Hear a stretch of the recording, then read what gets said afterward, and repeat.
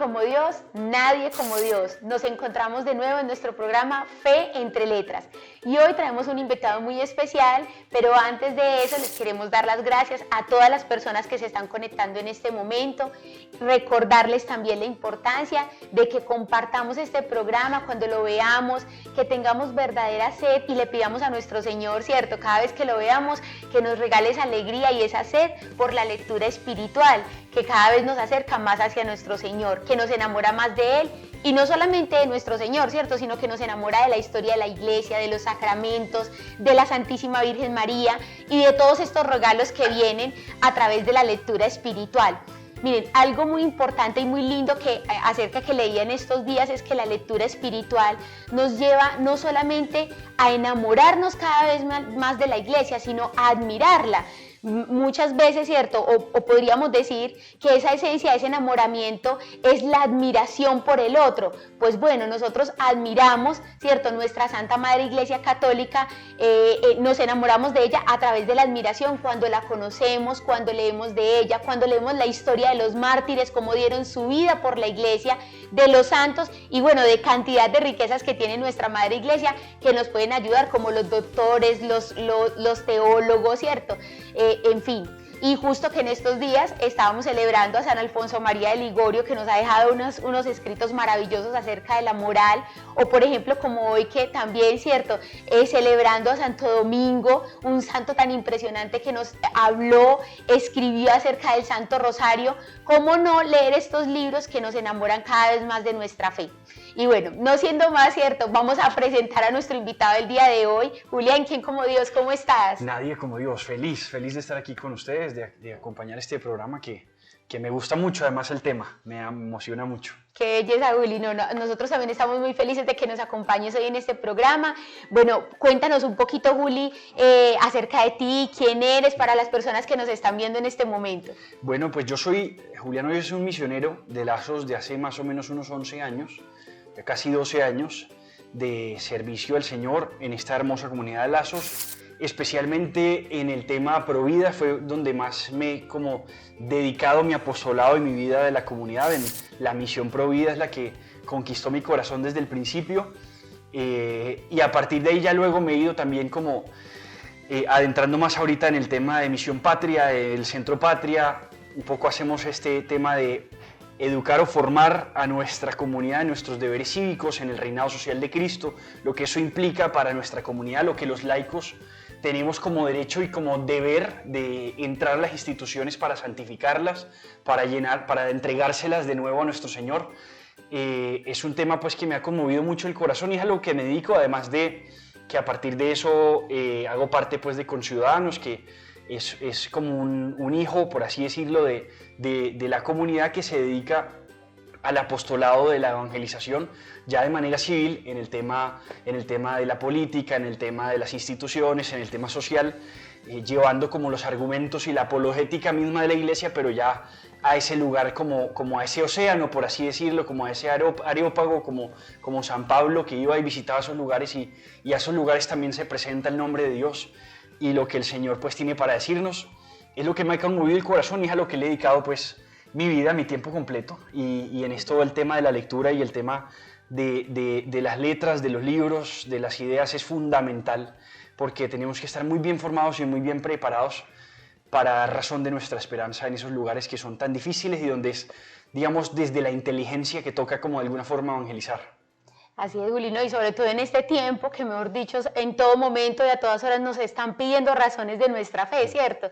Si uno no se forma, pues yo leía por ahí una vez o escuchaba, el que no se forma se deforma, literal, porque hoy el mundo también a través de las redes sociales, de las comunicaciones, también nos quiere llevar como que y permea al hombre a muchas ideologías que van desvirtuando como lo que verdaderamente fuimos creados. Entonces, al estar leyendo, al estar formándonos, conociendo cada vez más de nuestra fe, y que no solamente es cierto acerca de nuestra fe, sino también de otros, por decirlo así, ámbitos de nuestra vida, como la cultura, el deporte, pues también es deber del cristiano irse formando, ¿cierto? Total, porque de alguna forma uno queda como desprevenido y indefenso ante las ideologías de este mundo, que son cada día más sofisticadas, más difíciles, y si uno no está muy bien formado, muy bien preparado, lo agarran uno fuera de guardia y uno puede tener muy cimentada su fe, pero a veces no tiene las palabras para expresar la defensa de esa fe, o que a veces te siembran dudas porque de pronto uno tiene como lados débiles.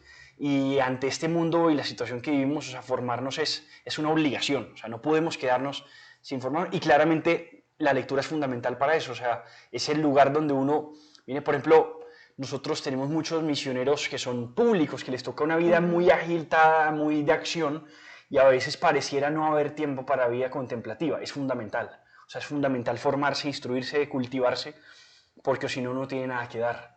O sea, así como la oración, por ahí San José María Escrivá de Balaguer decía eso, que para ti, apóstol moderno, el estudio, una hora de estudio debe equivaler a una hora de oración.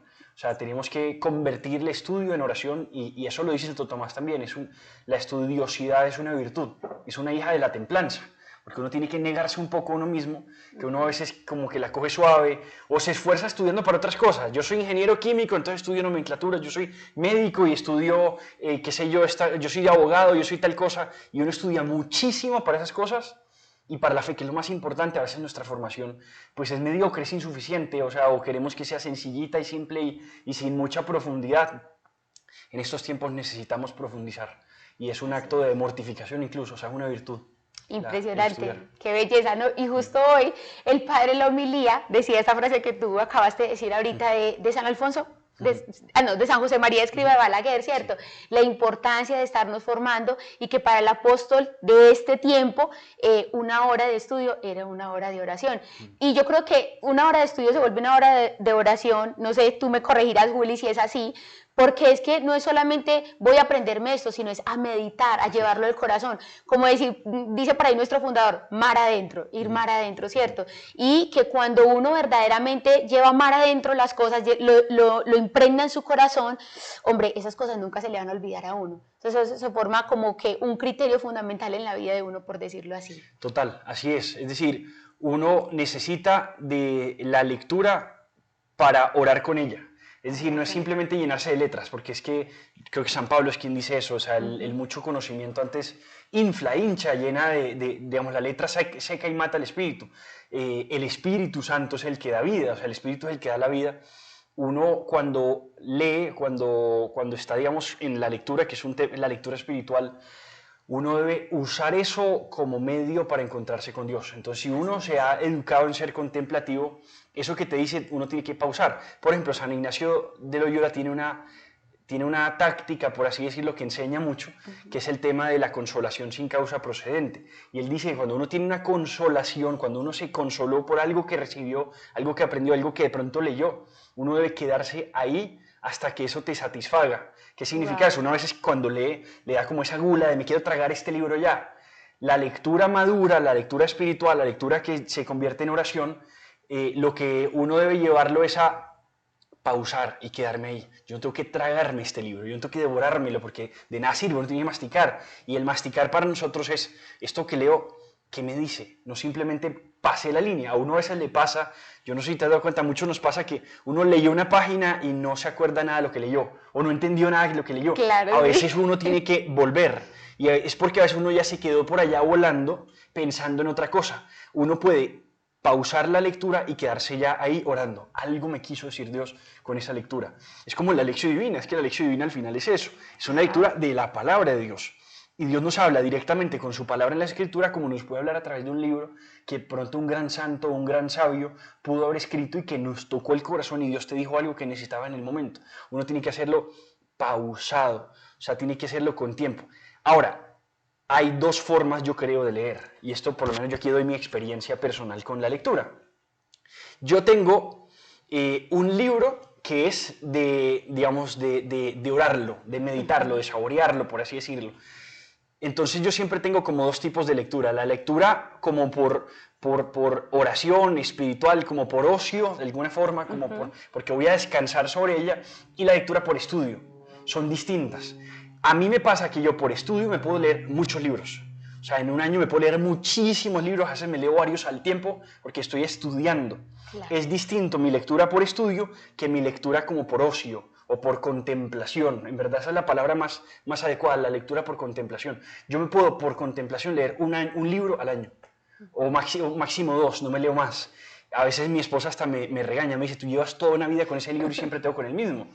Y uno a veces tiene el afán, porque nos pasa que uno quiere, por ejemplo, un libro espiritual, quiero leerme 80 libros espirituales al año. Eso no es tan sabio. Más bien lo que uno tiene que tener es el libro la lectura de contemplación separada de la lectura de estudio.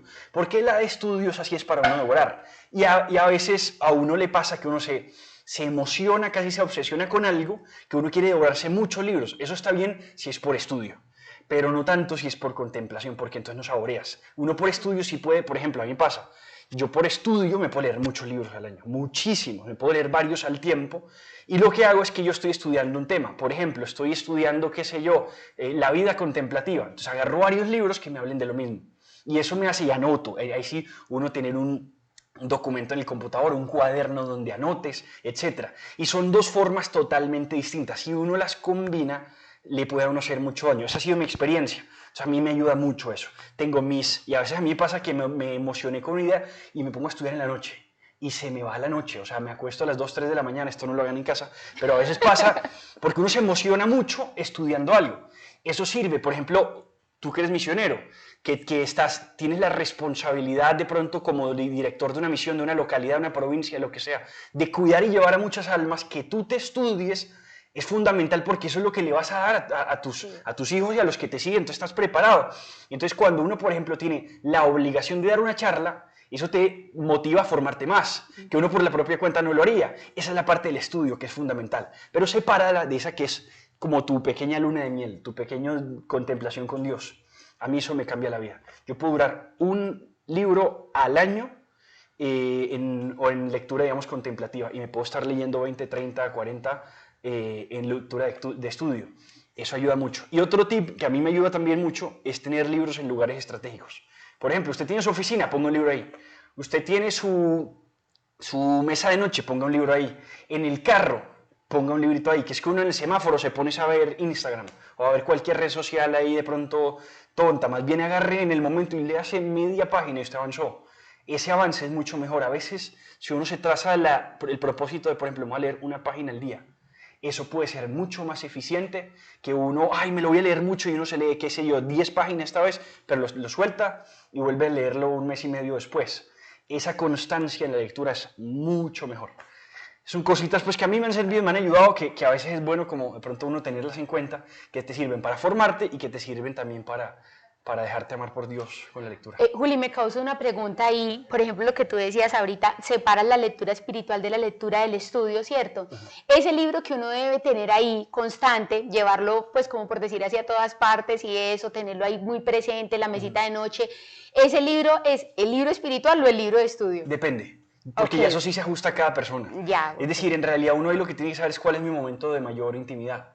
Hay personas que tienen un tiempo muy valioso a veces entre momentos dentro de su trabajo y pueden hacerlo, supongo. Hay personas que definitivamente su lugar de contemplación puede ser o muy en la mañana o muy en la noche. Gente que madruga mucho, ya no duerme después de las 3 de la mañana. Arranque a leer a esa hora donde todo el mundo está en silencio, o sea, acérquese a la ventana de su casa, escuche los pajaritos y póngase a leer. Hay gente que es muy nocturna, entonces lea en la noche. Entonces depende mucho de cada persona, eso sí es muy de cada uno cómo lo hace. Ojalá que la lectura que es contemplativa tengas muy buen tiempo, eso sí es clave, tengas muy buen tiempo para hacerlo. Porque imagínate que te tocó el corazón y es una cosa que Dios tenía preparada, pero pum, la cerraste ya y empezaste otra vez una cosa muy agitada, de pronto una gracia importantísima que te iba a llegar, que ibas a comprender ahí, no entró o no asentó como debía. Entonces esas dos hay que saberlas como administrar dependiendo de cada uno, porque a veces, suponga, por ejemplo, yo sé que en las noches yo no hago mi lectura contemplativa, yo en la noche hago la de estudio, y lo que hago es que leo en el computador y leo con libros, porque me sirve, porque yo en la noche me concentro para estudiar y me voy de largo, esa es mi forma, yo sé que mi lectura contemplativa es en el Santísimo. Entonces yo me llevo mi libro al Santísimo, la misma lección divina, etc. Entonces tengo mis dos totalmente distintas, pero así, o sea, cada uno es a su tiempo. Hay gente, por ejemplo, que toca hacer vueltas. Tengo 30 minutos en el banco aquí y me toca hacer fila esperando. Usted se llevó su libro y feliz se sentó hasta que lo llamen a su turno. Usted se leyó ahí media hora, hizo un momento de oración espectacular que de pronto hubiera desperdiciado viendo el celular. Es verdad, no, y es impresionante lo que tú estás diciendo, Juli, porque fuera de que a uno se le pasa súper rápido el tiempo, cuando uno se encarreta pues a leer el libro que a uno le apasiona, que le gusta, esperando tal vez la fila del banco, muchas veces eso también ayuda a formar la virtud en la paciencia, hombre, no perder tan fácil la paz del corazón con los quehaceres del día. Pues pensaba mucho ahorita que decías eso y tranquilizas un poco mi alma en el sentido de que pues yo también soy en la casa como que en el comedor lleno de libros, pues claro, yo una mamá en la casa, entonces el comedor lleno de libros, allá en la mesa de noche con libros distintos, pero que unos son, como tú decías, para estudiar y otros son para ese momento de contemplación y que hay que buscar necesariamente, o sea, por ejemplo, a mí me encanta leer en las noches, sí, pero si yo sé que en ese momento llega mi esposo, le voy a atender todo, como tú decías ahorita, depende de los deberes de Estado, hombre, yo sé que 3 de la tarde, mi niña está durmiendo, está tomando la siesta que después de llegó de estudiar, para mí ese es el momento adecuado para poder tener la meditación, la intimidad y que esos momentos de lectura espiritual son muy importantes, como decía ahorita Juli, de guardar un tiempo prudente, un buen tiempo para hacerlo, porque es lo que nos ayuda a crecer en la vida interior. Sí, total. Así es. Y obviamente en eso cada uno es distinto. Ajá. Por ejemplo, a muchos yo no les recomiendo leer muchos libros al tiempo, porque hay quienes a veces tienen problemas como disciplina en la lectura y arrancan muchos, no terminan ninguno. Ajá. Hay que saber entonces uno también mismo, o sea, equilibrarse y conocerse. Por ejemplo, si yo sé que yo soy muy inconstante, entonces me voy a poner el propósito de leerme uno y lo termino y luego sigo con el otro. O no, si yo sé que yo sí soy constante y sé que los agarro todos, pues también. Ahora, ¿yo qué hago con los libros de estudio? Yo no me los leo todos necesariamente. Yo sé que hay cosas que a veces en libros son relleno. Entonces uno busca, porque es por estudio, aquello que es importante. ¿Qué pasa? Que ahí tienes que tener la diferencia entre una novela y un ensayo. Suponte, el libro del Cardenal Sará sobre Se hace tarde y anochece. Es un libro sobre contenido, digamos, distinto a una novela de Luis de Wohl. Eso es una novela. La novela sí te la tienes que leer de principio a final para entenderla. Los que son de formación o de ensayo, vos puedes decir, estoy estudiando sobre la virtud de la esperanza. Entonces puedes agarrar varios libros que le extraigo a varios libros el contenido que necesito para estudiar este tema, pero concluyo mi estudio y son libros de consulta. Un libro que es novela, ojalá terminarlo, y ese sí leérselo solito. Yo recomiendo no arranque 2 novelas, ni 3, arranque una sola, salvo que usted ya tiene mucha cancha en lectura y es capaz, pero en general arranque una sola. Libros de estudio sí puede tener varios porque es sobre un tema específico, pero escoja el tema. Voy a estudiar sobre la vida interior, entonces usted agarra Garrigou Lagrange, que usted agarra Jacques Philippe, que agarra no sé qué, eso es chévere, eso lo puedes hacer si quieres estudiar, pero eso sí, porque tienes tus apuntes, porque tienes tu propio estudio de alguna forma. No, y los mapas mentales, por ejemplo, son buenísimos cuando uno está haciendo una lectura de estudio, eso le ayuda a uno muchísimo y a saber de dónde tomó esto, de dónde tomó aquello, y que esas notas no solamente nos van a servir para ese momento, sino yo creo que para toda la vida. Total, hay una cosa que San Ignacio de Loyola llama la luz mayor. Una luz mayor en los ejercicios ignacianos es como una máxima de todas tus reflexiones que cuando te acuerdes de esa frase te acuerdas de todo lo demás. Es como un punto de encuentro con todo el resto de cosas que aprendiste. Como si fuera un árbol. Exacto. Entonces esa luz mayor es clave porque cuando leíste algo, vos en ese momento tienes tantas cosas que el 90% de lo que aprendiste ahí se te va a olvidar. Pero si llegas y anotas una frase que te resume ese aprendizaje, esa luz mayor, o sea, eso que te tocó, eso te va a ayudar a luego tener acceso al resto de cosas que te aprendiste. Te acuerdas de esa frase y te acuerdas de todo lo otro que Dios te dijo en esa lectura, eso ayuda mucho también. Impresionante, Julino. Todos los tips de hoy, mejor dicho, muchachos, apunten, anoten, guarden este video por ahí porque nos va a servir mucho. Y bueno, y después de Juli que nos ha contado todos estos tips, que yo sé que a todos nos van a ayudar porque no son tips para tener ahí como a rajatabla, ¿cierto? Sino es que, a ver, depende de tu deber de estado, de tu vida, de lo que haces en el diario vivir. Así mismo uno puede ir acomodando la lectura, ¿cierto? Que uno hace en el día. Entonces, Juli, cuéntanos un poquito, o más bien a lo que vinimos, ¿cierto?, en el programa, de ese libro pues que a ti te ha tocado el corazón, que tú dices, yo recomendaría este libro, o en mí este libro ha hecho esto. Pues yo quería como hablar de un libro, especialmente del autor, que me llama muchísimo la atención y últimamente me ha gustado mucho y lo he venido como estudiando y leyendo mucho, que es este hombre C.S. Lewis. C.S. Lewis es muy famoso por ser quien escribió Narnia, yo creo que eso es lo que más famoso lo hizo a él como autor. Él es un autor pues de abundantes libros, Digamos que a mí me impacta mucho él, su vida y el grupo al que pertenecía y de alguna forma la tradición como de escritores a la que él pertenece. Yo quisiera como empezar hablando de esto. Este hombre pertenece a un grupo de amigos, en realidad, es un grupo de escritores o profesores en realidad que arman como su club de autores para evangelizar desde la literatura. Y a mí eso me parece muy bonito. Porque, a ver, yo he pensado siempre, uno cuando lee, por ejemplo, la Biblia, las Escrituras, uno sabe que hay dos episodios en las Escrituras que son episodios opuestos. Está la Torre de Babel, que hizo que la gente hablara, digamos que como dicen los ciudadanos de Babel, quisieran construir una torre para perpetuar su propio nombre, una ciudad, que fue Babel, y esa torre se cayó, que Dios los confundió, hablaron idiomas distintos. Ese es un episodio que fue una enfermedad que entró, que fue sanada por Pentecostés. Ajá. Pentecostés es lo contrario a Babel, porque Pentecostés es lenguas de fuego, los carismas del Espíritu Santo, el nacimiento de la iglesia como tal, es el cumpleaños de la iglesia. Y ellos hablan lenguas que no conocían, lenguas extranjeras, que hacen que todos los entiendan. Entonces la gran diferencia, en esta todos se dividieron y no se entendieron, en esta todos pudieron entenderse y hablar una lengua común. La palabra y la lengua es muy importante, porque nos dice San Juan en su primer versículo que nuestro Señor es la palabra, en el principio es la palabra. O sea, la palabra no es una cosa que nos inventamos los seres humanos, es un regalo de Dios, es un regalo divino. O sea, de hecho, la palabra es Cristo, Cristo es la palabra. Cuando en el Génesis, en el versículo 3 del capítulo 1 dice, Dios dijo, esa expresión Dios dijo es la primera vez que se menciona a Jesucristo, al verbo, porque Él es el verbo. Él es ese acto de comunicación del Padre y del Espíritu Santo, que se hace en realidad, el verbo. Entonces, nuestro Señor como verbo, como palabra, nosotros es la palabra encarnada, lo adoramos, lo veneramos. Cada vez que nosotros rompemos con las palabras, por eso son tan importantes, de alguna forma una ruptura en nuestra relación con Jesús, nuestra relación con Dios. Estos hombres, que eran escritores, descubren esto y tienen como una especie de mini Pentecostés. Porque ellos dicen, estamos en una época en la que las palabras ya no significan nada y las palabras son lo que cualquiera le dé el significado. Piensa, por ejemplo, hoy, y esto lo saben muchos, que al aborto le llaman interrupción voluntaria del embarazo. Entonces las palabras las trastornan, y las trastornan para sus objetivos, o sea, como para dominarlas. Una desconstrucción del lenguaje, la deconstrucción. Tan impresionante es esa palabra de construcción que literalmente es un edificio que se deconstruyó, se destruyó, se dañó. Entonces, ellos, al darse cuenta de eso, se dieron cuenta también que su aporte a la evangelización estaba en las palabras. Y estos hombres eran Tolkien, que es el escritor del Señor de los Anillos, era profesor de filología. Filología es el estudio de las palabras, precisamente, de la etimología de las palabras. Lewis, que es precisamente, es profesor de cosmología medieval, era un hombre tremendo. ¿Qué es cosmología medieval? Cosmología ¿qué es? Es la visión del cosmos. Entonces, cómo se veía el universo, la existencia. ¿Cuál es la cosmovisión, la visión que tenían en la Edad Media? Y este hombre tiene un libro, otro que se llama La imagen descartada, que es cómo veían, cómo veían el mundo en la Edad Media.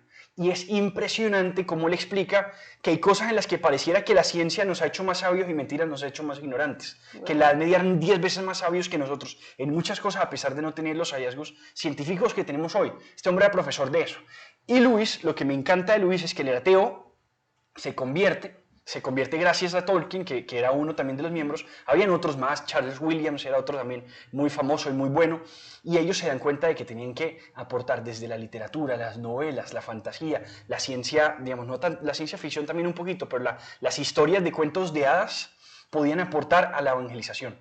Al final Tolkien tiene un ensayo donde él explica, es que los cuentos de hadas son como pequeñas historias que resuenan con nuestro corazón porque en algo deben asemejarse a la gran historia. ¿Y cuál es la gran historia? El Evangelio. La gran historia es esa que sí es cierta. Y todas las demás son esas que nos apuntan desde el corazón, desde el deseo, a algo cercano a esa historia que es la historia cierta. Y entonces, por ejemplo, ellos dicen, los mitos y las leyendas y muchas cosas no son malos. Son simplemente creaciones del hombre que en su corazón deseaban esa gran historia que es la historia cierta, que es la historia del Evangelio. Entonces muchas veces uno se da cuenta cómo romanos, por ejemplo, o griegos, antes de que naciera Cristo, escribían cosas casi como si estuvieran profetizando el Mesías. Por allá Virgilio tiene un poema donde dice, nos van a hacer un niño que nos va a dar la paz y no sé qué. Ese hombre nunca conoció a Cristo. ¿Cómo es posible que un hombre escriba una cosa de esas y casi anunciara a Cristo si nunca supo de él, nadie le habló de Dios, ni conoció a los hebreos directamente? El corazón desea eso. Y como el corazón está hecho para Dios y lo desea, entonces crea historias para, digamos, reflejar eso que corresponde a una realidad. Si nosotros deseamos comer y existe el alimento, nosotros deseamos dormir y existe el sueño, así nosotros deseamos a Dios y existe Dios. Es el argumento del deseo de San Agustín. Entonces ellos desde el deseo crean historias y esas historias se parecen a la historia real. Entonces piensa, por ejemplo, Lewis, con él es muy fácil cuando uno lee, por ejemplo, Narnia, que uno muy fácil se da cuenta de, uno ve el personaje de Aslan y uno dice, este es Jesucristo. Es evidente que es Jesucristo. Es decir, él la puso incluso muy fácil. Pero también Tolkien, por ejemplo, en El Señor de los Anillos, tiene las figuras cristianas repartidas. Cristo profeta, Cristo sacerdote y Cristo rey. El rey es Aragorn, eso es una figura de Cristo rey. El profeta es Gandalf, es una figura de Cristo profeta. Y Frodo es una figura de Cristo sacerdote. Todos pasan por el camino de Cristo, mueren y vuelven a la vida. Y está lleno de imágenes y de símbolos que te hablan del cristianismo. Tolkien lo hizo más implícito y él quería que fuera implícito porque las historias lo que tienen de bonito y la imaginación lo que tiene de bonito es que te agarra fuera de guardia. Cuando yo te intento convencer, por ejemplo, con apologética o con razones o con argumentos, tú vas a estar muy en guardia, muy prevenida. Y vas a argumentar, me vas a decir, no estoy de acuerdo por esto. Siempre dicen que la razón es como un guardia en la puerta y la imaginación es como un borracho tirado en el piso cuidando la puerta. Vea. Porque por la imaginación entran mucho más fácil. Y eso también tiene unos peligros. Por eso, por ejemplo, las ideologías las han querido meter a través de las películas y a través de todo eso. Pero ¿qué pasa? Porque hoy Marvel se ha ido al piso. Porque han querido cambiar la estructura interna de las historias de los héroes. Hay una estructura que resuena con nuestro corazón. Un héroe siempre sigue un camino que resuena con la naturaleza del corazón. Cuando la cambian, mira que ya no venden tanto las películas, mira que ya no resuenan tanto. Hay algo que nos dice, oye, esta historia es real. Así, esto resuena con lo que mi corazón desea. Esto lo anhela. Claro, me identifico. Y eso es posible gracias a que corresponde con la naturaleza. Cuando las trastornan con las ideologías, uno dice, esto no me entra. Estos hombres, a partir de las historias y de la imaginación, como que te agarran fuera de guardia y te introducen a Jesús. Y no te diste cuenta, hasta que te dicen, oye, es que Aslan es Jesús. Y uno dice, ¿cómo así? Yo amo a Aslan, es lo más hermoso del mundo. Claro, amas a Aslan porque es que es Jesús y es amable. Y entonces, así como amas a Aslan, es que así amas a Jesús. Wow, no te habías dado cuenta. Entonces eso es lo lindo de todos estos autores. Y al final lo que ellos hicieron fue eso. Ellos montaron un grupo de amigos, profesores todos, se llamaban los Inklings. Y agarraron una herencia de muchos en Inglaterra. Chesterton fue previo a ellos, hubo otro que se llamó George MacDonald. Ellos agarraron todos eso y dijeron, vamos a hacer eso, vamos a escribir historias. Cada uno escribió sus historias y sus novelas y todo esto. Y Lewis fue uno de esos. ¿Qué me gusta a mí de este libro ya particularmente? Otra cosita sobre Lewis es que él nunca se terminó de convertir al catolicismo. Él se hizo creyente, empezó a creer en Dios, él se hizo anglicano, que era la iglesia, digamos, de Inglaterra, y él se hizo de algo que se llama la iglesia alta. Los anglicanos tienen iglesia baja, iglesia alta.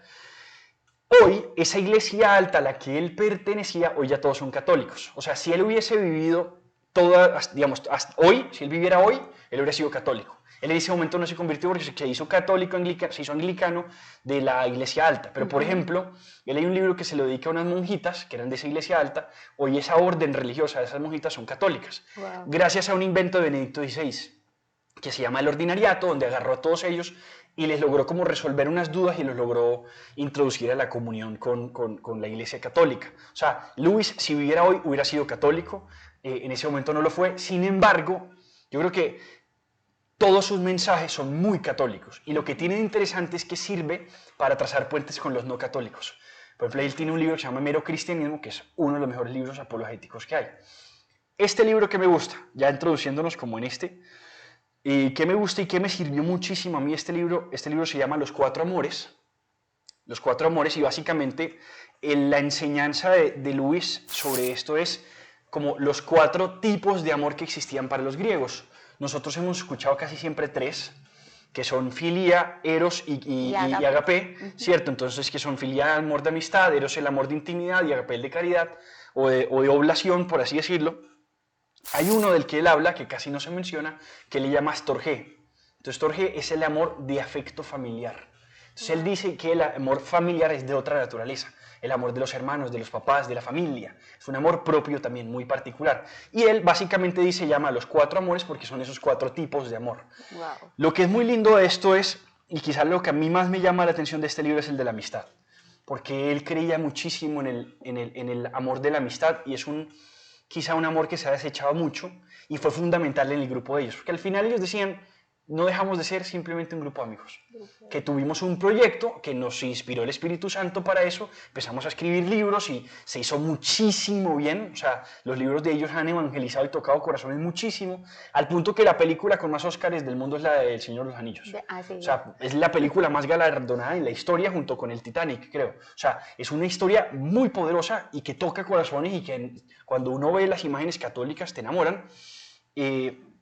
Pero al final del día sus grandes enseñanzas son sobre la amistad. O sea, lo más importante para ellos era la virtud de la amistad, porque ellos descubrieron que desde la amistad había un instrumento evangelizador poderosísimo, que la amistad es lo que te hace acercarte a Dios, es la amistad, es lo que te ayuda a evangelizar. O sea, tú te dejas evangelizar por alguien que sientes que es tu amigo.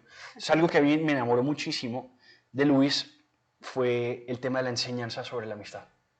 Qué hermosura, Juli, no, impresionante todo lo que nos has contado ahí ¿cómo se dice? ¿C.S. Lewis? C.S. Lewis, sí. C.S. Lewis, no, impresionante. A mí me impactaba mucho ahorita cuando tú decías acerca de la amistad, porque uno se da cuenta, obviamente, y por eso también tal vez en la comunidad nos dicen mucho, y me imagino que tiene que ver la parte de la amistad con el tema de la afabilidad, pedirle siempre al Espíritu Santo la gracia de esa afabilidad para poder, ¿cierto?, transmitirle al otro, enamorar al otro, de lo que uno quiere llevar al fin y al cabo, ¿cierto? Porque es que uno dice, Dios mío, verdaderamente con la apologética muchas veces la gente se pone así como que, no, y de hecho, si a mí me vienen a hablar de cosas contrarias a mi fe, lo primero que yo voy a hacer es como que sacar la guardia ahí, como tú decías ahorita, pero cuando uno lo vienen a enamorar de esa manera, o sea, le traen otro punto de vista diferente a uno dice, wow, ¿qué es esto? O sea, lo meten a uno en una película que uno ni cuenta se da. Total.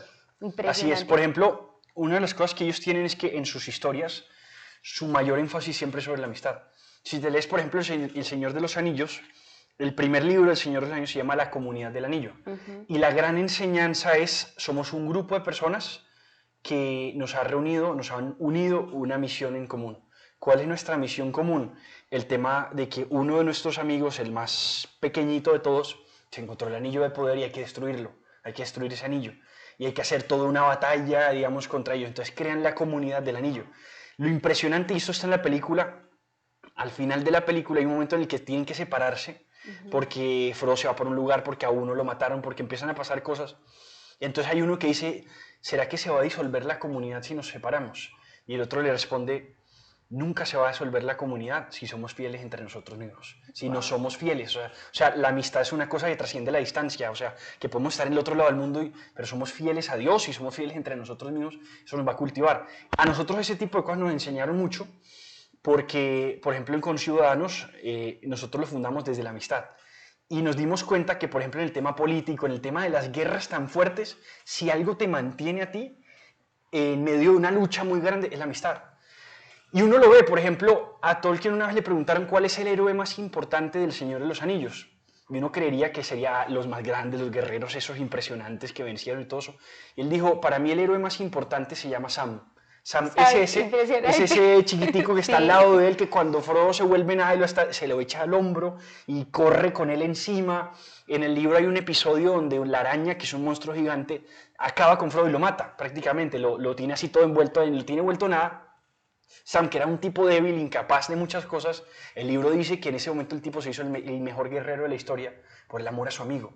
Uno se vuelve grande, uno tiene coraje cuando tiene algo que ama, que lo inspira a eso. Cuando tenemos amistad entre nosotros, eso nos inspira a cosas mucho más grandes. O sea, la amistad es capaz de sacar lo mejor de nosotros. Uno ve Narnia, por ejemplo, y pasa lo mismo, que uno de nosotros, en el caso uno de nuestra familia, que traicionó, que le fue mal, que se dejó vencer por la bruja, que le pasó todo esto, somos fieles entre nosotros, tenemos misericordia, los rescatamos.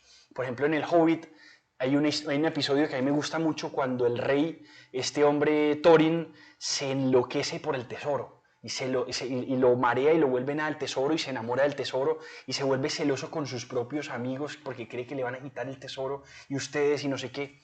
Dice Bilbo, que era el hobbit que estaba ahí, al final dice, es que él es mi amigo, él es nuestro amigo y lo que tenemos es que rescatarlo.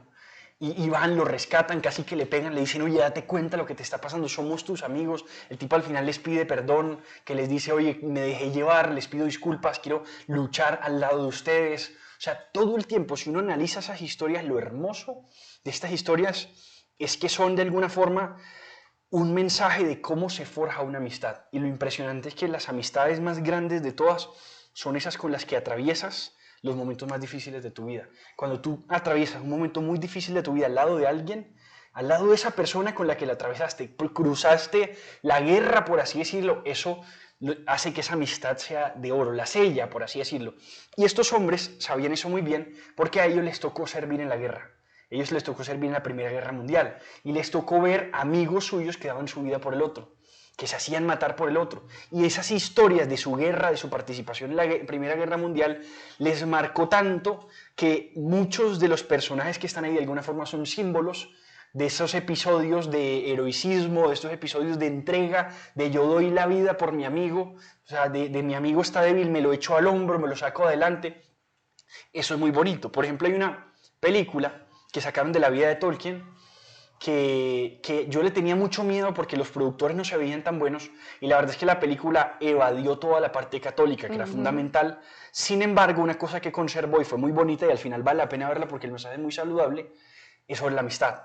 Él más o menos narra parte de su vida en la guerra y a partir de ahí los amigos que él tuvo en la infancia. Estos de la infancia no son los mismos que Luis y todos ellos, pero desde ahí se empezó a forjar para él el sentido de la amistad. Usted se ve esa película, la de la biografía de Tolkien, que es muy linda, y al final es una enseñanza sobre el valor de la amistad. O sea, si estamos unidos, y eso es lindo. Mira uno las comunidades religiosas. ¿Cuál es la clave de una comunidad religiosa? La unidad interna. Siempre, si nosotros estamos unidos, y esto lo dice la Iglesia, lo dice Gaudium et Spes, en el numeral 22 hay un tema muy bonito que dice, cuando nos entregamos al otro nos encontramos a nosotros mismos, cuando estamos unidos somos imagen de Dios. Es que Dios es tres personas que en el amor son una, somos más imagen de Dios cuando estamos en unidad. Cuando nosotros estamos divididos no somos imagen de Dios, la división es del diablo. En cambio, cuando estamos unidos somos como Dios, que es tres personas que en el amor son uno. Por eso en una obra, en una comunidad, en un movimiento, es tan fundamental la unidad interna, porque la unidad interna te hace imagen de Dios. Cuando hay división somos menos imagen de Dios. O sea, los seres humanos individualmente estamos hechos a imagen y semejanza de Dios. Eso es claro. Pero cuando estamos unidos, cuando tenemos una unidad así perfecta, lo más perfecta posible, somos más imagen de Dios todavía. Y si somos más imagen de Dios, daremos más frutos. Uno a veces se preocupa más por, qué sé yo, los resultados que por la unidad. La gran enseñanza de la Iglesia y la gran enseñanza del valor de la amistad es primero la unidad y luego los frutos, y luego los resultados. O sea, los resultados y los frutos son consecuencia de la unidad. Unidad con Dios, como Juan 15, ¿cierto? Los sarmientos a la vid y unidad entre nosotros como comunidad. Como en Juan 18, cuando el Señor dice, Padre, te los he entregado, santifícalos en la verdad, manténlos en la unidad, que ellos sean uno como tú, Padre, vives en mí y yo en ti. O sea, siempre la unidad es fundamental. Y la virtud que conserva la unidad de un grupo se llama amistad. Porque yo no le hago daño a mi amigo, yo por mi amigo doy la vida. Y la amistad se santifica o se funda cuando hay, esto lo enseñan también todos ellos, hay un tercero trascendente. ¿Qué es eso? Cuando hay algo por fuera de nosotros que nos motiva a entregar la vida. Entonces, cuando juntos amamos una causa común. Él en este libro tiene una frase que es muy famosa sobre la amistad, que dice que una amistad nace cuando un amigo, una persona le dice a la otra, le dice algo así como, ¿qué? ¿Tú también? Yo creí que yo era el único. Cuando, o sea, imagínate, cuando como yo creí que yo era el único raro que le gustaba esto, o que le gustaba esta cosa rara, extraña, somos dos que nos gusta eso. Cuando encontramos una pasión común, algo que nos emociona en común, ahí nace la amistad. Y eso es muy lindo, o sea, la amistad nace del tercero trascendente. ¿Y qué mayor tercero trascendente que Dios? Bueno, ahorita cuando tú decías del tercero trascendente, pensaba, antes de que dijeras todo eso, pensaba, es impresionante cómo un ideal esto forma un grupo de amigos o sostiene una amistad, pero la misma amistad también sostiene ese ideal. Me imagino yo que ese ideal es pues del tercero trascendente que tú nos estás hablando. Y por ejemplo, en este camino espiritual, pues yo no sé, pero yo sé que a muchos les pasa porque si no, no estaríamos en este caminar. Uno puede haber un misionero desconocido, entre comillas, para uno porque uno no sabe nada de él, no sabe de dónde viene, su familia. Pero cuando uno empieza a hablar con ese misionero de algo que uno le apasiona en la vida espiritual, sean los santos, la historia de la iglesia, lo que sea, es como si tú toda la vida hubieras conocido a esa persona. Entonces me imagino que debe ser precisamente por esto que tú nos estás diciendo. Y al final del día, el resultado, o sea, la amistad se da porque hablas el mismo idioma. O sea, tú dices, oye, este habla el mismo idioma que yo. Y eso es Pentecostés. Juli, y también tal vez por eso es tan importante la amistad conyugal. Claro. Porque es que si no hay amistad conyugal, uno dice, no, pues el matrimonio, eso se vuelve una cosa horrible. Total. Porque es que no solamente, sí, en el matrimonio se da el amor eros, el amor ágape, el amor filos, dentro del matrimonio, pero ese amor de amistad tiene que estar ahí. Porque si no, entonces la comunicación cero, o sea, todo se va a dañar. La amistad es fundamental en todas las relaciones. A veces, por ejemplo, dicen que un papá no debería ser amigo de su hijo, eso es falso. Falso, sí. Tiene que ser amigo, es que la amistad es fundamental, porque cuida que hablan el mismo idioma.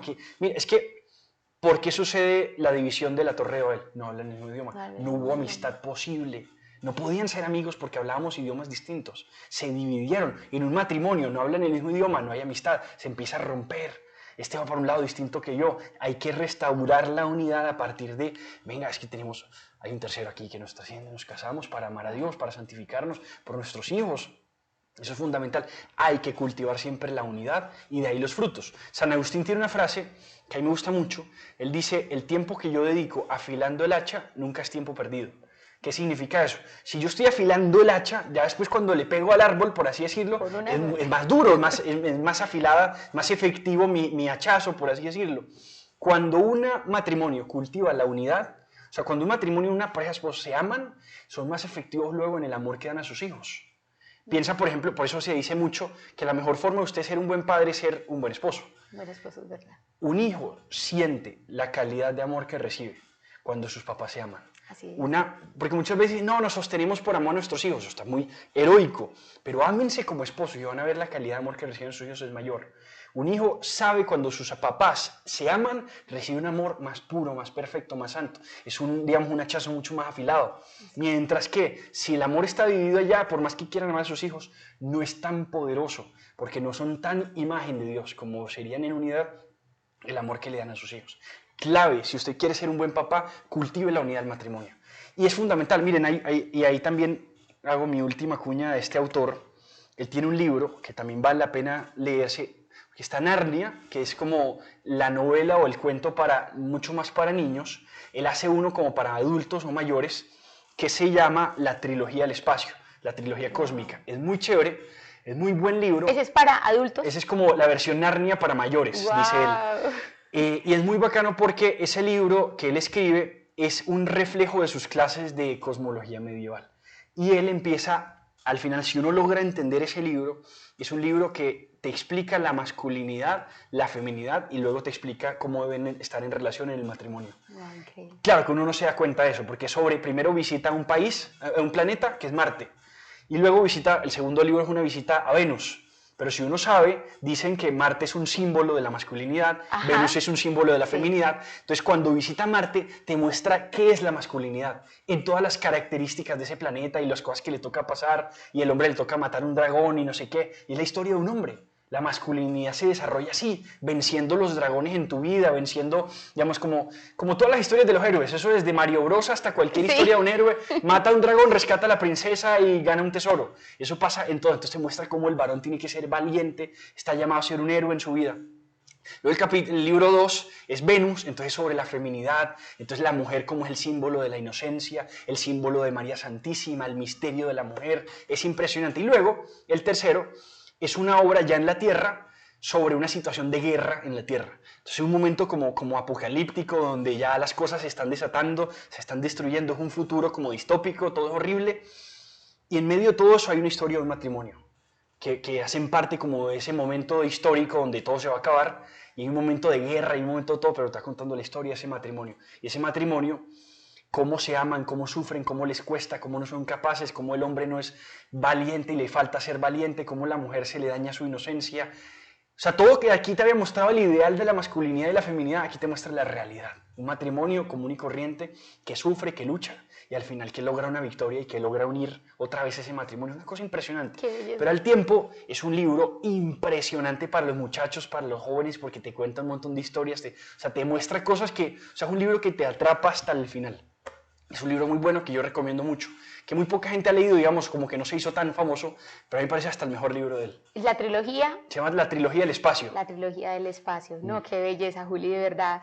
Muchísimas gracias. Yo creo que aquí no solamente después de este programa nos vamos a leer Los Cuatro Amores, sino vamos a ir a buscar corriendo La Trilogía del Espacio. Entonces, si la librería no la vende, ojo pues. Hay que conseguirla en la librería. Hay que conseguirla, sí. Sí, la verdad es que sí, todos los libros de ese hombre son muy impresionantes. Porque lo que tiene él además es que los ensayos que escribe, la forma de escribir es impresionante. O sea, es muy simple, muy didáctica, te da imágenes, te da ejemplos. O sea, lo que tiene Lewis es que es un gran apologista. Yo creería que, a pesar de que no fue del todo católico, podría ser uno de los apologistas más importantes que hoy tenemos los católicos. Wow, qué belleza, qué hermosura, ¿no? Impresionante todo lo que nos estás compartiendo y de verdad que, pues, por ejemplo, este último libro que nos hablabas, fundamental en este tiempo que se ha perdido la masculinidad, la feminidad, bueno, todo esto que uno dice y que los santos en su momento lo decían profetizando, es que van a llegar momentos en que los hombres pues van a aparecer mujeres y las mujeres hombres y uno pues como que no va a saber distinguir qué es hombre, es mujer, estamos en ese tiempo. Y eso restaura matrimonios y se hace bien, porque cuando el hombre cumple su rol masculino en el matrimonio y la mujer, eso sana un matrimonio, impresionantemente. Eso es muy importante, o sea, lo que hoy han querido catalogar como roles de género y que son estereotipos y que todo eso está mal, al revés, son cosas que corresponden con la naturaleza. O sea, el hombre tiene una forma de Yo creo que eso es lo que hace parte de nuestro sentido de vida y por eso hoy en día la sociedad está como al revés, porque como no encontramos ese sentido de vida, entonces, hombre, todo se pone patas arriba. Y uno ve vacíos porque personas tenían una vocación en el corazón y nunca la realizaron. La mujer de ser madre, sea física o espiritualmente, el hombre de ser padre, sea físico o espiritualmente, de ser esposo y esposa. Cuando esas cosas se pierden, en cada vocación se debe desarrollar eso. Cuando esas cosas se pierden, la persona siente que algo faltó. Y uno ve personas hoy que ya van pasando a edades mucho más mayores y sienten, hay algo que yo no hice, que me hace falta y no sé qué es. Es porque este pedazo le dijeron que estaba prohibido hacerlo. Simone de Beauvoir, que es esta ideóloga de género, llegó una vez a decir, debemos prohibirle a las mujeres que trabajen en la casa, que estén en sus hogares, porque si se los dejamos como opción van a escoger todas eso. A mí eso me parece impresionante, o sea, saben muy bien que hay algo que corresponde a la naturaleza, que la mujer es más fácil, le es más fácil el sacrificio doméstico del hogar, de los hijos, del hacer crecer, del nutrir, del acoger, de ser refugio. Eso es muy propio de la mujer. Cuando le quitaron eso y le dijeron, no puedes ser esto, y el feminismo le dijo, tú tienes que ser como el hombre, cuando le hizo eso, la mujer va y lo hace y dice que supuestamente está empoderada, pero adentro muchas veces hay un vacío, hay algo que hace falta. No significa que todas las mujeres tienen que ser amas de casas, por supuesto que no, pero hay cosas que corresponden más a la mujer. Por ejemplo, los temas sociales, el acoger, el nutrir. Uno ve mujeres que saben ser maestras, educadoras, que saben, por ejemplo, cuidar enfermos. Son vocaciones mucho más propias de la mujer. Por eso uno ve que comunidades religiosas de mujeres están más dirigidas a temas de cuidar y acompañar enfermos. Son pocas las que son de hombres. Los Camilos, de pronto, San Camilo, algunos así que acompañan enfermos, que ahí siempre son de mujeres. En cambio, los de hombres son mucho más de salidas, de evangelización, de lugares nuevos y eso, que también hay de mujeres. O sea, no es que no se haga. Pero y uno lo ve en la historia de los santos, uno ve los hombres, San Francisco Javier, no sé qué, todos por allá afuera. En cambio, la santidad de las mujeres, Santa Teresa de Calcuta, cuidando a los enfermos. Está Josefina Vanini, también cuidando a los enfermos, pues también es de los Camilos, pero uno dice, claro, se ve más la santidad en las mujeres, pues como en la parte de cuidar, de proteger, de velar, sobre todo por esa parte hogareña, y en el hombre se ve más hacia afuera. Y eso no significa que esté prohibido que uno haga lo uno o lo otro. Mire que en la iglesia también se permite todo eso. Digamos que hay comunidad de mujeres, Santa Laura Montoya iba a lugares nuevos por los y así y viceversa. Eso, por supuesto que todo se puede y se admite, pero digamos, detallar, notar que de la mujer hay cosas que son propias de su naturaleza y del hombre otras, ayuda mucho, porque le ayuda a la persona a desarrollarse como pez en el agua, o sea, como con mayor libertad. Y eso es una bendición, o sea, eso al final ayuda a vivir mejor la propia vocación. Juli, dos preguntas para terminar, para no quitarte más tiempo. Tranquilo. Bueno, la primera es que, por ejemplo, ¿tú qué le recomendarías a una persona que le cuesta la lectura, tanto en la parte espiritual como en la parte de la formación, ¿cierto? Porque hay personas que literal no les gusta para nada coger un libro, pero lo quisieran empezar, pues, por ejemplo, nos han escrito muchas personas, ¿cómo empiezo a formar ese hábito? ¿Qué les recomendarías a estas personas, cómo empezar a formar este hábito de la lectura?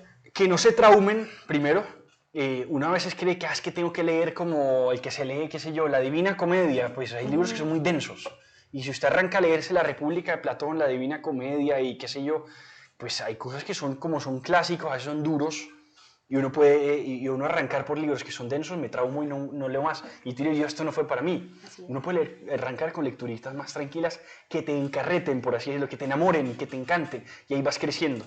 Llegas a un punto, es como todo en la vida. O sea, hay que entender que la lectura necesita disciplina, necesita mortificación, por así decirlo, negarse un poco a uno Tiene mismo. esa parte de sacrificio, Claro, pues. es como todo en la vida. O sea, si usted quiere lograr ser hábil en algo, usted quiere ser un gran futbolista, usted quiere ser un gran atleta, un gran empresario, un gran lo que sea, hay un dolor en la mitad de aquello que usted quiere lograr, que es eso que te pregunta qué tanto estás dispuesto a hacerlo. Eso pasa con todo en la vida. Si usted quiere ser un gran atleta, hay dolor. Es el dolor necesario que llaman. Es decir, esto que yo tengo que ejercitar hasta el punto en el que ya lo hago como libremente. ¿Sí me van a entender? Sí. A todos nos pasa. Y eso pasa con todo, también con la lectura. Uno tiene que, es como ejercitar un músculo, por así decirlo. Hay que saber que al principio hay una barrera, como una barrera a la entrada, como cuando aprendo un deporte, que yo no soy el mejor pateando un balón. Y al principio soy retraste porque apenas estoy aprendiendo y me toca esforzarme y duele y cuesta. Y siempre hay una barrera a la entrada. Hay deportes que tienen barreras a la entrada más duros, ¿cierto? Usted va a jugar tenis y el swing es de una forma muy específica y entonces no todo el mundo, hay gente que se frustra y yo no serví para esto. Los que son capaces son los que perseveran. Obvio, al principio arranca con lo suave y ve creciendo. Lo importante es arranque con lo pequeño, con lo simple, con lo fácil, pero nunca frene. Nunca pause, manténgase, no se deje traumar. Ese golpe que usted tiene cuando usted dice, yo no entendí, fue nada, vuelva al otro día y repase esa misma página que no leyó y va a ver que la segunda vez sí entiende y a la tercera entiende más. Y así sucesivamente, y cuando va a ver, usted no se despega de los libros. Y llegas a un punto en el que no puedes acostarte a dormir sin haber leído algo. O sea, que necesitas ya, o sea, se vuelve parte de tu vida. Y a veces ya una lectura muy suave, ya no, muy simple, ya no te llena, necesitas cosas ya más gruesas, más carne, más profundidad, más contenido. Es cuestión de empezar y nunca parar. Eso es el mayor consejo que yo podría dar, y arrancar con cosas que sean de mucho gusto propio. No leas una cosa que es horrible, que no te gusta, que no te atrae. Lee algo que te guste, que te atraiga, que te enamore, que te consuele, y lee algo con lo que puedas ir creciendo como escalera. Qué belleza, Juli. Bueno, muy importante todos esos tips, ¿cierto? Y bueno, y la segunda pregunta es cómo por ejemplo, tú nos estabas hablando de C.S. Lewis y uno dice, Dios mío, estos libros, por decirlo así, pues no son algo espirituales en el sentido de decir que me estoy leyendo la vida de un santo. Claro. Sí son espirituales, pero de otra forma, ¿cierto? No como los libros que uno normalmente va a leer de la vida de un santo, de un mártir, de la historia de la iglesia. No, esto tiene otro, pues como otro tipo de contenido, pero que nos llevan a anhelar esa vida, ¿cierto? ¿Cómo hacer, por ejemplo, en esa parte intelectual, de la lectura, de la formación, para también no solamente dejar las cosas acá, sino llevarlas al corazón? Sí, pues mira, Lewis tiene de todo. Él tiene algunos libros que son de mucho mayor provecho espiritual. Si uno se lee, por ejemplo, Cartas del Diablo a su sobrino, es como leer un combate espiritual. Digamos, eso ayuda mucho porque te entrenan como en la guerra espiritual, ayuda. Hay otros que son mucho más densos, más difíciles de leer, más de, digamos, como formación intelectual. Lo que uno tiene que es hacer lo mismo, separas estudio y contemplación. Y tus libros de contemplación tienen que ser libros de los que cuando los sueltes, cuando cierres el libro, tú salgas con más ganas de ser santo. Ahí está la clave. O sea, que te dejen aspirando a mayor santidad. Ese libro que te haga aspirar a mayor santidad es tu libro de contemplación. es tu libro espiritual, es tu lectura espiritual como práctica. Ese es que tú le tomas el tiempo que quieras tomarlo. El otro es formación. El otro es contenido que lógicamente también impacta el alma, que también llena mucho el corazón, que te da, digamos, que también alimenta el alma, pero que además te forma, que lo estudias. El estudio también llena y te ayuda a contemplar, y eso puede pasar hasta con cosas que uno dice. Una vez, Fray Nelson Medina una vez contaba que el libro que más lo ha hecho llorar ha sido La Suma Teológica. A mí eso me parece una cosa escandalosa.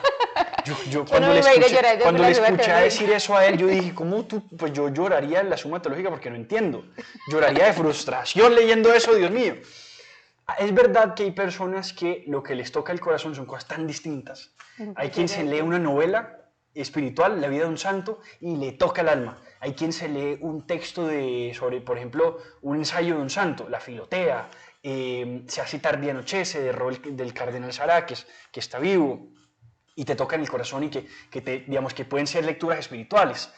Puede ser de todo, o sea, digamos, en la Edad Media la gente se leía la Divina Comedia y salía amando a Dios y queriendo ser santa. Hoy en día un libro de esos es un ladrillo que yo digo no entendí nada y me pongo a llorar desde la frustración. La gente leía la Suma Teológica y decía, ¿qué es esto tan impresionante? Uno hoy en día lee eso y uno dice, Dios mío, ¿qué es esto tan impresionantemente difícil de leer? ¿Cierto? Al final del día cada persona es distinta, lo que yo creo. Y cada alma es diferente y crece como con un nutriente diferente. Hay gente que le gusta, digamos, pero lo que sí es importante es que en todo esté el Evangelio. Que todo esté el Señor, que todo esté... Ahora entiendo, mi esposo y yo siempre nos reímos de eso porque él lee algo de algo, viene y me lo comparte y yo digo, wow, lindo. Pero cuando yo le comparto a él, él también queda como que, sí, hermoso. Chévere. Pero yo digo, ¿pero por qué no siente lo que yo siento? Y él me dice lo mismo, claro, es que somos almas totalmente diferentes, entonces obviamente vamos a atender la lectura, ¿cierto? Y de hecho, justo ahorita antes de que llegaras, Juli, nos da risa porque estábamos hablando con Julián de eso precisamente, que cada lector es distinto y su forma de leer, el hábito de lectura, por ejemplo, todas las personas que han venido al programa, me impacta eso, que cada uno se ha emocionado, se ha enamorado, Dios les ha llegado al corazón con libros pues totalmente diferentes, ¿cierto? Unos quizás con la historia de un santo, pero otros con un libro que tal vez nunca habíamos escuchado el nombre, ¿cierto? O que son libros que para mí son, uy, esto qué ladrilludo es, pero para la otra persona, no, por ahí fue donde el Señor me tocó el corazón, me llamó, como que me enamoró más de ese ideal que yo tengo del Señor, por decirlo así. Total. Así es. Qué belleza, Julino. Dios te pague de verdad por habernos acompañado. No sé si nos quieras decir algo más. De verdad que nosotros felices porque hayas venido. No, que definitivamente la lectura es algo que uno tiene que irlo cultivando. Nunca se rindan en la lectura. Lean mucho. Si les cuesta leer, hagan club de lectura. Busquen amigos con los que puedan leer, que eso es una cosa muy linda porque el amigo se acompaña y a veces si uno hace un club de lectura, por ejemplo, uno dice, listo, para esta fecha nos tuvimos que haber leído esto, y uno entonces ya se pone más el hábito porque dice, tengo que llegar a esa fecha habiéndomelo leído, entonces esas cositas así lo mueven a uno como a cumplir la meta. La lectura al final del día es también virtud, es decir, se necesita negarse un poquito a uno mismo. Uno a veces dice, no, es que yo no soy de leer, eso puede llegar a ser una excusa para uno no crecer espiritualmente, que en algo que te puede ayudar mucho y que te puede hacer crecer. La lectura se necesita porque te ennoblece el corazón, te hace desear la santidad. Así. Juli, ahorita sí que me acordé de algo, pero esto me lo han preguntado mucho los misioneros y uno a veces tal vez no tiene las herramientas para saber cómo contestarlo, pero por ejemplo, uno cómo hace la diferencia, porque por ejemplo ese Luis que escribió las Crónicas de Narnia y uno se queda impactado cuando lee eso, o J.R. Tolkien con El Señor de los Anillos, muchos misioneros le preguntan a uno, pero venga, esto sí es bueno, claro. Como tú explicabas ahorita, no es que todo esto nos lleva, ¿cierto?, a buscar ese, por lo que fuimos creados, ¿cierto? ¿Uno cómo hace para diferenciar, por ejemplo, este tipo de libros a, por ejemplo, Harry Potter? Claro, es importante en primer lugar la lectura que siempre sea acompañada. Es decir, que uno tenga a alguien con quien contrastar, que preguntar, oiga, leí esto y ¿qué te parece? Escoger muy bien los libros, eso es muy importante. O sea, uno tiene que saber qué cosas que no se puede leer y que no es bueno leer, que te van a hacer daño cuando las leas. Sobre todo si eres una persona que no tiene suficiente criterio para pelear con ideas que son muy confusas y que están hechas para confundir, están hechas para hacer daño. Hay libros que están hechos para hacer daño, que hay que tenerles mucho cuidado, o sea, que uno no debe como envalentonarse a decir, ah, no, yo soy capaz de leer eso, tener mucho cuidado con eso. Y en el caso de estos hay que buscar las fuentes y los autores. ¿Qué pasa? Que, por ejemplo, El Señor de los Anillos, los autores son católicos y todo eso, aunque la lectura debe ser acompañada. Porque esa lectura acompañada es alguien que te dice, oye, no, espérame, ¿cuál es la diferencia? Porque aquí hablan de magia. ¿Qué significa la magia en El Señor de los Anillos, por ejemplo? Una cosa radicalmente distinta a la que significa en Harry Potter. Ajá. Pero si no es acompañada, cualquier niño cree que la magia es buena. Y entonces eso hay que sabérselo acompañar. ¿Qué significa la magia para El Señor de los Anillos? Significa lo que los cristianos han llamado siempre la ley natural. Es que cada cosa tiene un fin, incluso las cosas que son inanimadas tienen un fin en la existencia, en la historia. Una semilla se convierte en un árbol, qué sé yo, el mar tiene un propósito, los griegos le llamaban eso telos, un fin que todas las cosas tienen.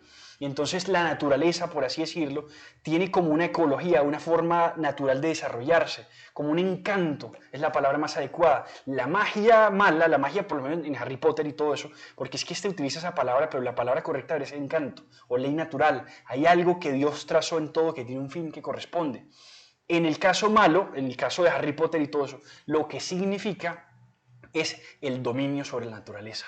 Yo me voy a ser señor de la naturaleza, yo me voy a hacer el malo, yo voy a hacer que esto obedezca a mi propósito. La brujería es eso en el fondo. La brujería es, yo quiero que esto cumpla mi voluntad, yo quiero endiosar, yo quiero ser el que domina la naturaleza. San Agustín le llama eso la libido dominandi, la obsesión por dominar, que de hecho el Señor de los Anillos explica que eso es lo malo.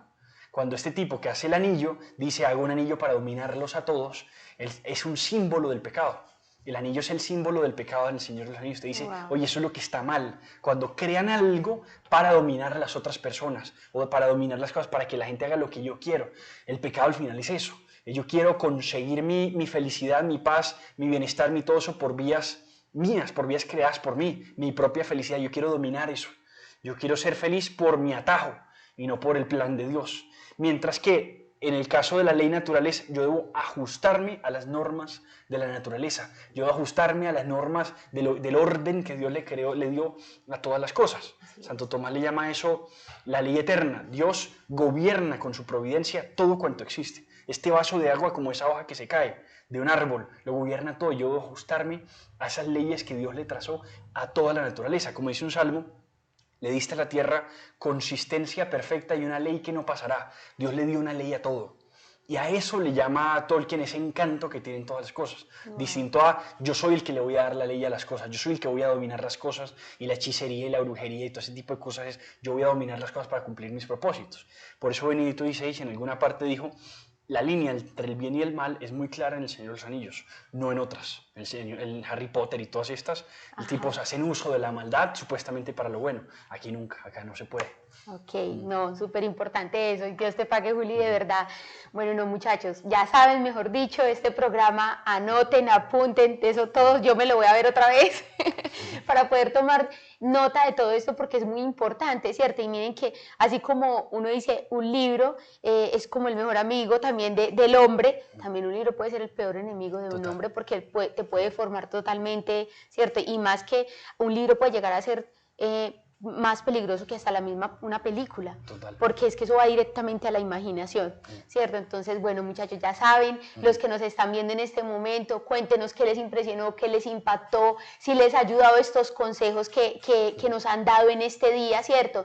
Y sobre todo, no dejemos de pedirle, si no la tenemos todavía, la gracia a nuestro Señor para poder tomar un hábito de lectura en nuestra vida, porque tiene una gran importancia en el ser como personas, en la formación de la conciencia.